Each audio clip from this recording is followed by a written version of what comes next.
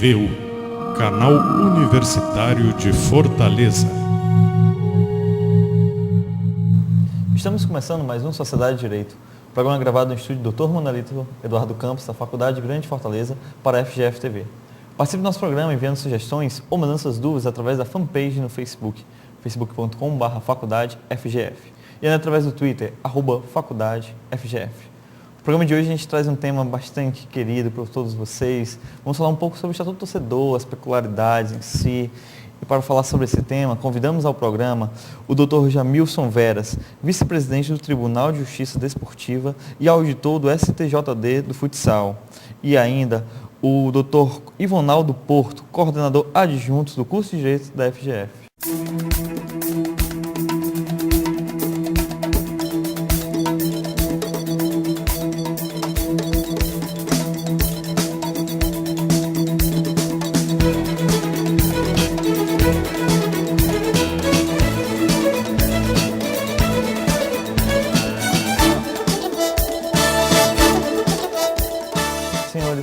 Sejam bem-vindos à Sociedade de Direito. Hoje a gente falando sobre um tema que acho que a maior parte da população brasileira está inclusa, se não digo quase todos, porque querendo ou não, aquela pessoa é um torcedor em si. A gente vai falar sobre o Estatuto do Torcedor, as peculiaridades, algo mais geral. E eu queria primeiro jogar essa dúvida, esse questionamento. Hoje, quem pode ser considerado um torcedor? Torcedor é todo aquele que assiste tanto presencial ou por qualquer outro meio de comunicação da atividade desportiva, não somente futebol. Muita gente tem a dúvida se o Estatuto do Torcedor só serve para o futebol. Não, não serve só para o futebol. É para qualquer prática desportiva, profissional, que está amparado pelo Estatuto do Torcedor. Então, aquela pessoa que vai ao estádio, que vai a um ginásio, que assiste em casa, todo ele, para a lei, é considerado um torcedor. É isso, professor? Torcedor, você tem a visão também sobre torcedor? O senhor é um torcedor? Sou um torcedor, infelizmente a minha equipe, Esporte Clube Recife, está de mal a pior, né, no campeonato, mas o torcedor realmente é todo aquele que acompanha, né, uma atividade desportiva. E aí nós vamos ter o quê? Alguém, né, um ente jurídico com direitos e deveres. Todo torcedor ele tem direitos e deveres, e que esses direitos e deveres estão regulamentados dentro do nosso Estatuto do Torcedor. Então hoje a primeira peculiaridade, a primeira coisa nova assim, que estamos trazendo, a maioria de vocês estão assistindo, que torcedor não é só que acompanha o futebol, todo aquele que acompanha alguma esportiva, seja lá qual for, seja você que acompanhou agora as Olimpíadas que teve em breve, você está incluso no torcedor. Hoje o Estatuto do Torcedor, ele está vigente realmente, ele precisa ter um amparo maior, as pessoas podem procurar os juizados. Hoje, esse ano, no início do primeiro semestre, foi instalado aqui em Fortaleza o juizado do torcedor. Então, hoje, em cada jogo que o torcedor se presencia no estado do Presidente Vargas, ele vai encontrar sempre disponível uma unidade do juizado do torcedor, onde lá constam um juiz de direito, um promotor de justiça, um defensor público e um servidor, um escritor. Então, toda essa estrutura vai estar sempre voltada ao torcedor. E onde não tiver essa praça, tem um órgão especializado no Ministério Público que se chama Instituto de Proteção do Torcedor, que é, salvo me engano, ela é do Procurador de Justiça José Wilson Salles, que preside essa instituição. Doutor Jamilson, hoje quais são os casos mais comuns que um torcedor chega a levar para um juizado? Hoje, o mais comum são as quebras dos deveres do torcedor. É o mais comum hoje que nós visualizamos, que são confusões dentro do estádio, adentrar tanto com bebidas alcoólicas, tanto com instrumentos que podem causar lesões ou danos a ele ou a terceiros, ou à própria praça desportiva. Hoje é o mais comum que nós vemos nos juizados. Doutor Ivonaldo, que isso é uma prática cada vez, infelizmente, né, pior que a gente tem visto. Não vou dizer equipes em si, mas torcedores em si, algumas confusões em estádio, e isso a nível nacional. Quando a gente fala de Estatuto Torcedor, temos que deixar bem claro que o Estatuto ele não trata só da figura do torcedor, né? Ele vai muito além, né? Ele trata de todas aquelas pessoas que estão relacionadas à atividade desportiva, que vai do torcedor ao dirigente e até mesmo, infelizmente, né, ao cambista, né? Aquelas pessoas que vendem, às vezes, o ingresso a um preço superfaturado. Então, o Estatuto realmente ele é bem abrangente, porque ele não só leva para a população o conhecimento dos direitos que o torcedor tem, né, em relação a todos os envolvidos na atividade desportiva, como também os tipos de tipificações criminais que estas pessoas podem incorrer no caso de descumprimento da norma, no caso do próprio Estatuto. Então, o Estatuto ele determina quais são os crimes e como serão punidos cada tipo de crime com relação à conduta do indivíduo que a praticou, né? Então, ele é bem abrangente nesse sentido. Ele não apenas estipula ou determina direitos, como também deveres de todos os envolvidos. Fazendo assim, doutor Jamilson, uma abordagem mais ampla em todas as pessoas que fazem parte do meio esportivo, não é isso? Claro, claro. Qualquer pessoa que esteja direto ou indiretamente ligada ao desporto é atingido pelo Estatuto, quer seja por direito, quer seja por obrigações, inclusive os clubes. Os clubes realmente que têm feito, a gente consegue, quem acompanha a TV, tem visto que às vezes um laserzinho, que tá, alguma coisa, ou um objeto rebolado no estádio, acontece uma penalidade para o clube maior, então a gente vê que o Estatuto sendo cumprido. Entretanto, o Estatuto cabe salientar que, se formos analisar bem direitinho como deve ser toda a norma jurídica, o Estatuto ele tem as suas lacunas, ele tem os seus defeitos, né? E muitas vezes impõe aos clubes certas obrigações que são impossíveis de serem praticadas. Por exemplo, que os clubes não devem permitir, por exemplo, a entrada de certos objetos ao estádio. Até mesmo uma garrafa de água mineral, ela pode ser usada como arma para atingir alguém no estádio, né? Entretanto, existem certas condições que o Estatuto impõe ao clube, né, como no caso a segurança dentro do estádio, impedir que certos objetos entrem ao estádio. Entretanto, pune os dirigentes do clube, a própria equipe, se no caso, por exemplo, um sapato for arremessado em campo e atingir alguém. Então, existem certas circunstâncias dentro do próprio Estatuto que devem ser futuramente revistas, porque são impossíveis de serem praticadas. Como se impedir que alguém entre no estádio com um sapato e depois impedir essa pessoa de atirar esse sapato, por exemplo, no árbitro, né? Então, é impossível, em determinadas circunstâncias, fazer com que o Estatuto seja cumprido ao pé da letra, vamos dizer assim. Eu já sei que na elaboração, pegando o feedback do professor, na elaboração, qualquer norma hoje no nosso país, a gente tenta fechar todas as brechas, mas acaba que a cultura fugindo um pouco mais, as pessoas não tendo tanta ética. Mas existe um projeto de tentar atualizar isso, tentar melhorar sempre a cada vez mais o Estatuto? Hoje o Estatuto do Torcedor, ele a critério de aplicação, ele é muito neófito no Brasil. Então, para você ter uma ideia, somente no primeiro semestre desse ano que nós, fortalezenses, estamos dispondo de um juizado do torcedor. Então, a norma jurídica, o entendimento jurídico, ela não se atém somente à lei, ela se aplica também ao caso concreto e à jurisprudência. Então, a gente ainda não tem um caso concreto suficiente, nem jurisprudência suficiente para fazer um estudo numa extensão. Hoje, o Estatuto do Torcedor é uma excelente lei, é uma das melhores do mundo, a nível de redação, e consubstanciado com o Código Brasileiro de Justiça Desportiva, que atinge mais especificamente a entidade de prática e as entidades de administração do esporte. Então, esse jubilado dessas normas fazem a Justiça Desportiva brasileira uma das melhores do mundo e uma das mais abrangentes também.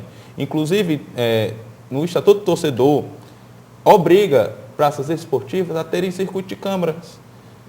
Para quê? Para exatamente, já que a gente não pode coibir a ação do torcedor, então que a gente possa identificá-lo e puni-lo.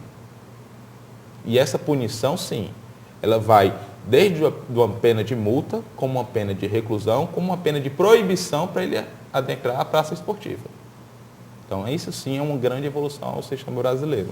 E a gente está em um período pré-Copa, vamos dizer assim, que é um ano, né? Porque a próxima ano a gente tem Copa das Confederações.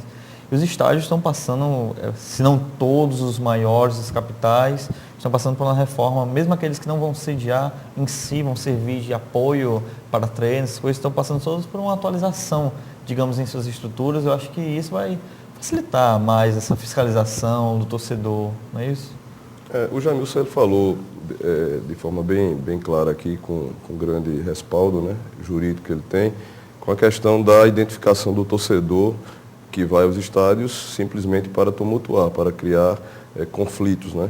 E esse torcedor, muita gente pode perguntar assim, mas e como é que se faz para depois proibir que esse torcedor frequente o estádio uma vez que ele foi identificado? É quase impossível você identificar, vamos dizer assim, uma agulha no palheiro, né? Ou seja, a quantidade de gente que frequenta o estádio, você identificar um determinado torcedor. Para isso, o Código foi muito feliz ao determinar que essas pessoas que estão afastadas dos jogos, né, por punição, digamos assim, do Poder Judiciário, essas pessoas se recolham durante o período da atividade desportiva, durante o jogo, por exemplo, eles se recolham a uma delegacia de polícia e fiquem lá até o término, né, da partida, né? Só após o término da partida é que eles podem, vamos dizer assim, voltar para casa. É uma garantia que esse cidadão não consiga entrar no estádio, né, sem ser identificado, ou seja, ele não poderá ir porque no horário da partida ele terá que estar em algum lugar sendo monitorado, né? Então isso é uma opção que foi tomada e que tem, vamos dizer assim, eficácia. Entretanto, eu queria só salientar que o grande problema hoje da norma jurídica neste país, né, nós vemos aí a questão, por exemplo, do ECA, vemos também a Lei Maria da Penha, o Estatuto do Idoso, é a questão vamos dizer assim, das mudanças que sofrem essas normas de acordo com o momento. Nós estamos vendo agora que está existindo um grande problema com relação à aplicabilidade do Estatuto em relação à Copa de 2014. Por quê? Porque a FIFA, né, ela requer alguns procedimentos dentro do estádio que são, por exemplo, combatidos pelo Estatuto, como é o caso da venda de bebida alcoólica. Então, as normas jurídicas no Brasil, elas são eficazes até o momento em que elas não entram em conflito com interesses, principalmente econômicos. Então, isso é que tem que ter muito cuidado para que uma norma tão boa, uma lei tão boa como é o Estatuto do Torcedor, não sofra a influência do poder econômico e tenha os seus artigos modificados, né? Exatamente. Tem uma questão muito importante no que tange a Copa do Mundo, tanto é que está sendo criada a Lei Geral da Copa exatamente para esse fim, para não quebrar a soberania nacional, que o Estatuto do Torcedor é muito claro. Idosos acima de 60 anos e estudantes têm direito à meia entrada. Ela não estipula porcentagem de estádio, não porcentagem de assentos, nem locais. Tem direito à meia entrada no setor. E a Copa, ela proíbe meia entrada. Então, hoje, foi uma grande discussão, tanto do ano passado como ainda continua esse ano, essa simples questão da meia entrada, que ainda não foi resolvida. O que tem se passado, que a gente vem recebendo de feedback de Brasília, desses estudos avançados, vai ser que vai ser destinado uma pequena porcentagem dos ingressos brasileiros para meia entrada. Porque os leigos às vezes se enganam. Os ingressos da Copa do Mundo não são vendidos no Brasil, são vendidos pela entidade organizadora, que é a dona do evento, que é a FIFA. A FIFA vende esses ingressos. E ela dispõe de alguma porcentagem de cada estádio e de cada jogo para o local sede, que no caso é o Brasil. Então, dentro desses ingressos que vão ser destinados ao Brasil, vai ter a porcentagem da meia entrada. Vamos falar um pouco de Copa, quero fazer umas perguntas peculiaridades disso, mas vamos fazer no segundo bloco, agora a gente vai para um pequeno intervalo.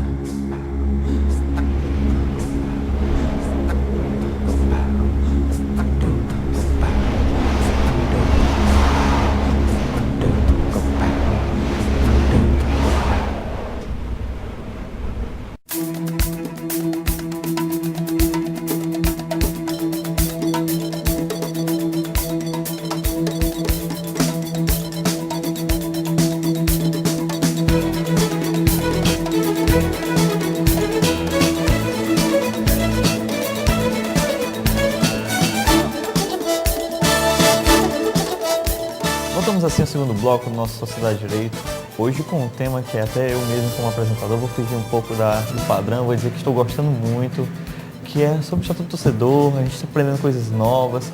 A gente terminou, você que assistiu o primeiro bloco, a gente terminou falando um pouco sobre Copa, já que a gente fala mais um pouquinho sobre Copa, mas antes, eu quero fazer uma pergunta do Dr. Jamilson. A gente encerrou falando sobre meia entrada, doutor.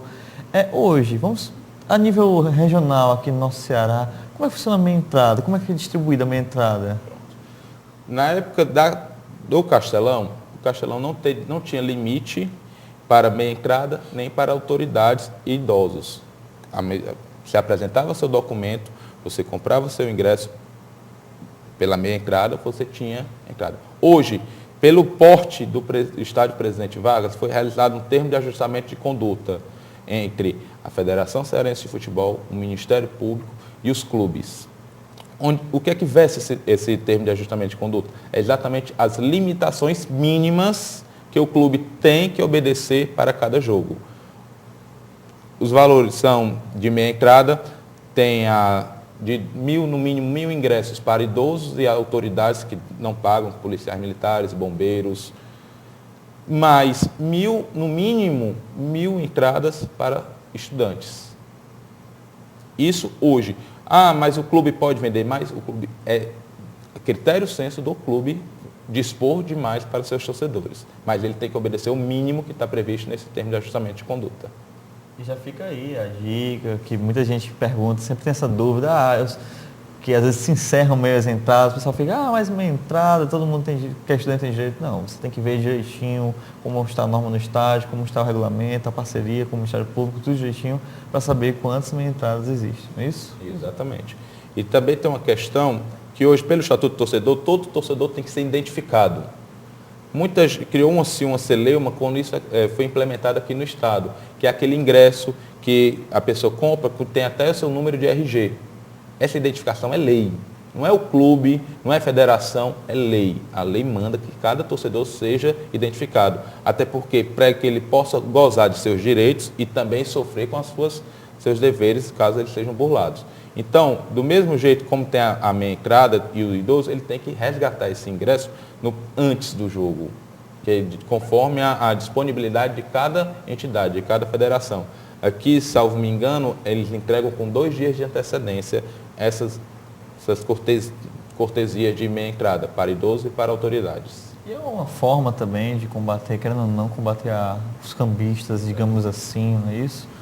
O interessante também, que o James colocou aqui, é a questão da identificação no ingresso. Mas isso é muito importante porque o torcedor, como consumidor, ele tem que fazer prova, não é, que ele esteve no estádio, que ele participou daquele evento, né, como torcedor, se futuramente ele quiser pleitear alguma indenização a nível de juizado especial do consumidor, né? Então, essa identificação, essa segunda parte do canhoto que fica em poder dele, isso é muito importante. Ele só poderá pleitear em juízo se ele tiver prova que ele estava no estádio, né? Isso aqui nós comentamos no início do programa, que é muito importante que o torcedor saiba que ele é um consumidor. Ele é um consumidor final, não é, do produto. Qual é o produto? A atividade desportiva, seja ela qual for, como disse o Jamilson aqui no início. Então, é importante que o torcedor ele saiba que ele tem direitos como consumidor e que esses direitos podem ser futuramente pleiteados em juízo. Então, isso é muito importante. As pessoas que estão em casa, muitas vezes, Jamilson, eles não sabem o quanto de direito eles têm, não é? Principalmente em se tratando de ser torcedor. Queria que você explicasse um pouco com relação a esses direitos, né, que o torcedor tem como consumidor, à luz do Código de Defesa do Consumidor. Pronto. Inicialmente, o clube ou a entidade ela tem a obrigação, por lei, de vender o ingresso com 3 dias de antecedência. São 72 horas de antecedência. A carga de ingresso já tem que estar disponível, com valores, com disponibilidades, com locais de venda. Segundo, quando ele adentra o estádio, ele tem direito à segurança.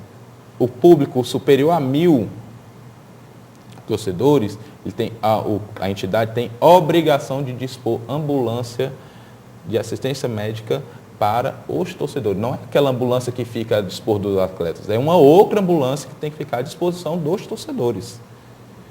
Hoje já está aplicado o juizado do torcedor, onde ali dentro da própria praça desportiva, ele pode já reclamar e já pleitear o seu direito. Assento, aqui no Brasil, a lei já prevê, mas aqui no Brasil ainda não tem uma grande aplicação com relação à divisão e demarcação de assentos. A lei já está prevendo isso. Mas ainda aqui, os estádios pós-Copa do Mundo já terão essa divisão por setor, por número, por tudo, para você ter lá seu direito assegurado. Se você pegar qualquer ingresso hoje, você vai ver uma apólice de seguro. Todo aquele ingresso identificado que o torcedor pega, tem uma apólice vinculada àquilo ali. Aquilo ali é uma obrigação. Exatamente para prever qualquer dano físico a ele, a sua integridade física, até mesmo uma lesão de morte. Porque nós tivemos casos, por exemplo, na Fonte Nova, que a arquibancada caiu e morreram torcedores. Vamos mais além. Nós tivemos no Campeonato Brasileiro de 2005 anulação de jogos por conta de vício da arbitragem.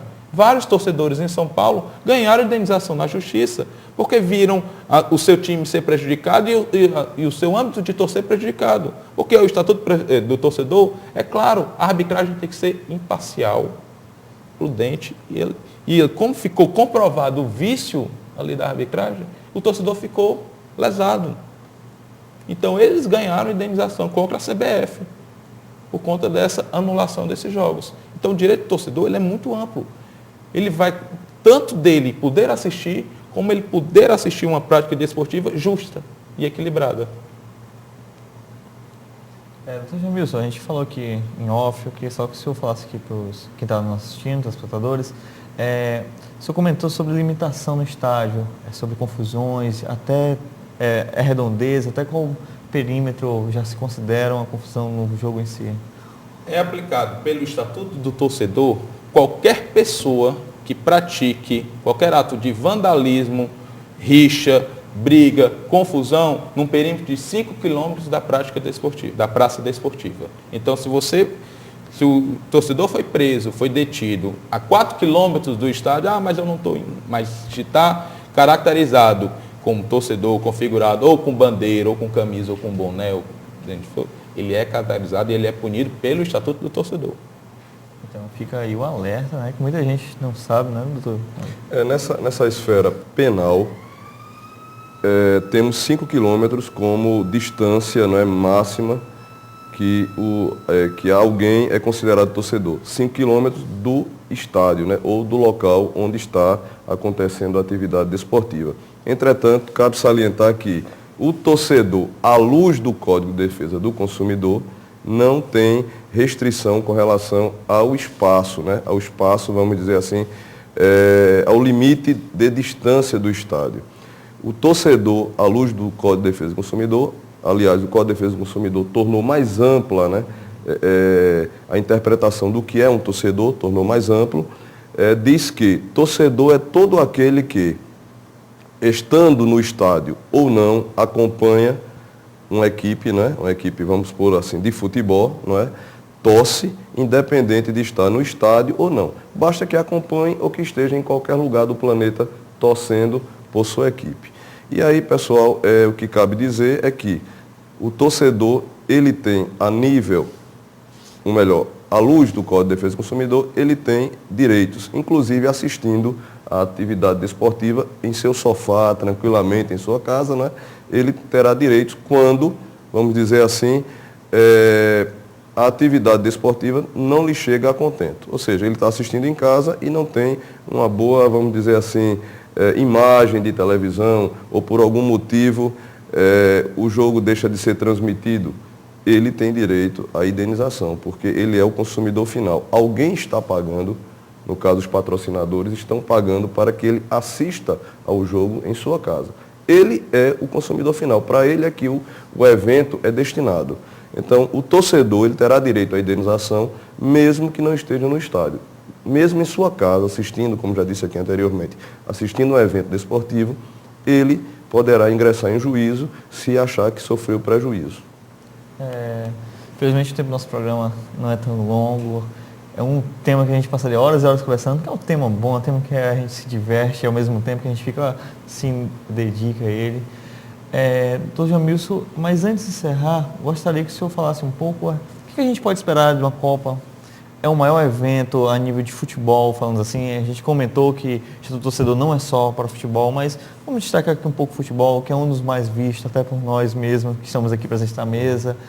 O que se pode esperar nesse evento, em relação a cumprimento do estatuto? Como o senhor falou também, vai vir a lei da Copa, o torcedor pode ir seguro, a termos de cambistas também vai ser barrado mais, até porque estão facilitando, os estádios estão se desenvolvendo melhor para isso. Eu queria que o senhor desse essa última comentada antes de a gente terminar o nosso programa. Cada estádio da Copa do Mundo, ela vai ter um perímetro onde não podem entrar, inclusive, veículos. Na última Copa do Mundo, na África, o perímetro era de 1,5 km do estádio, não poderia entrar veículos nessa região, só de autoridades previamente credenciadas. Dentro desse perímetro, vão ficar circulando tanto a polícia quanto seguranças particulares. Os dois têm autonomia e legitimidade para efetuar detenções e prisões de cambistas, porque a Lei Geral da Copa vai em atenção ao Estatuto do Torcedor, caracterizar como crime o cambista. Inclusive, aquela pessoa que às vezes comprou um ingresso a mais e quer vendê-lo, que venda fora, que venda antes, porque o cambista é aquele que vende 1 ou vende 30. A lei não especifica a quantidade, e especifica o caráter da venda. Com relação aos estádios, todos os estádios da Copa do Mundo, hoje, por exemplo, o Presidente Vargas tem 24 ou 25 câmeras. E ainda é pouco. Os estádios da Copa do Mundo hoje vão ter seguranças particulares, vão ter circuitos de TV em toda a sua área. O estádio da Copa do Mundo, eles vão ter uma peculiaridade que aqui no Brasil, né, a gente não tinha mais há mais ou menos 40 anos, que é aquela questão da proximidade do gramado. Aqui no estádio do Castelão, a primeira fileira da frente vai ficar aproximadamente 3 metros do campo, da linha de fundo do campo. Então isso era uma coisa que no Brasil, antigamente era totalmente pensado a critério de segurança, a critério de invasão de campo.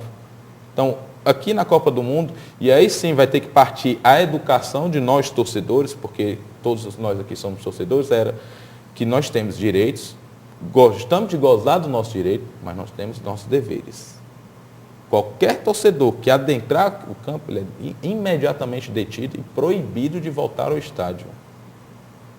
Você pode ter um ingresso, você pode ter o pacote. A lei não vai segurar mais isso. Você vai ter que pagar as suas sanções. Com relação à compra de ingresso, aí é com a entidade organizadora, que aí é a FIFA. A FIFA geralmente ela dispõe nos últimos 12 meses para a venda desses ingressos. Tem um cadastro, nas Copas passadas acompanhei tinha um cadastro, não era todo mundo também que comprava. Não é todo mundo que compra, pagamentos geralmente são por cartões de crédito internacionais, então tem toda, e vão ter locais e estabelecimentos credenciados à FIFA para realizar essas vendas presencialmente. Mas lá, a princípio, vão ser vendas sempre pela internet. Então fique o alerta, né, doutor? Copa do Mundo chegando, a gente tem algumas mudanças, o torcedor tem que ir se acostumando também, até porque é uma outra filosofia de vida. O estádio nada mais é do que um local em que se vai torcer por um clube, mas não deixa de ser um local em que se leva também as famílias, né?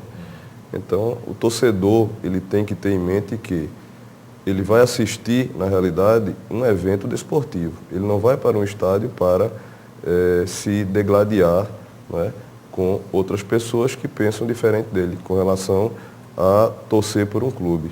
Então, cabe salientar isso, que deverá existir muita segurança, né, com relação à Copa do Mundo e que as pessoas que forem mal intencionadas para o estádio deverão realmente sofrer as consequências penais por seus atos, né, ilícitos. Então, vamos aguardar e esperar que tudo transcorra na mais absoluta paz, né, e que possamos, na realidade, sair vitoriosos, né, dessa Copa do Mundo.